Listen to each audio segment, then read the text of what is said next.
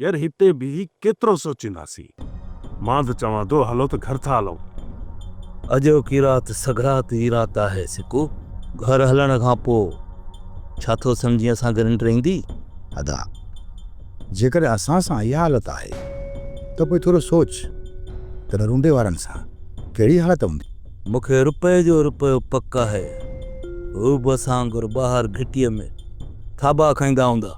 सोट जाबिर, जेकर अहिड़ी ॻाल्हि आहे त पोइ मां वञा थो रूंडे वारनि ॾे वञी चुंगू ॾेई थो अचां।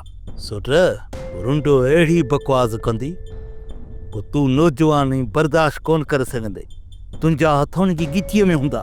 सोट हू भली कुझु बि चवे पर मां चुप कयो बीठो हूंदुसि। अहिड़ो वञी असर करे ईंदोमांसि जो पाणे पाताल थी वेंदो। ठीकु आहे न? अदा तूं सोट खे वञण न ॾींहुं अजायो पाण में हुते गंढिया पिया हूंदा। कासम रुंडे जो हिनमहिल खोफ में साह ई सुकी वियो हूंदो त होश किथां विझाईंदो?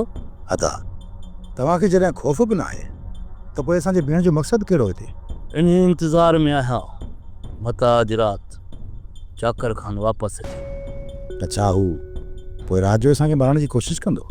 उहो बि एतिरी तकड़ कोन कंदो जो अचण सां ई असांखे अची बंदूकूं हणंदो। गाॾियुनि वारनि लाइ असांखे घुराईंदो।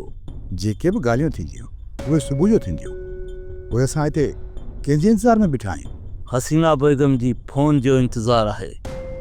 जे राति जो ई चाकर खान बंगले में आयो न त हसीना बेगम हुनखे मानीअ में या चाह में ज़हर मिलाए खाराईंदी या पियारींदी। ज़हर खाइण खां पोइ चाकर खान पंहिंजो होश विञाए ॿाहिरि निकिरी ईंदो। जीअं ई ॿाहिरि निकिरंदो असां हली हुनखे संभालींदासीं। चाकर खान खे ॿाहिरि कढण जी मोहलत ई कोन ॾींदासीं। अंदरि ई तड़पी तड़पी भरी वेंदो। जॾहिं अंदरि बंगले में बि हो न त इन खून जो इल्ज़ाम हसीना बेगम जे मथां लॻंदो। छा न कंदो?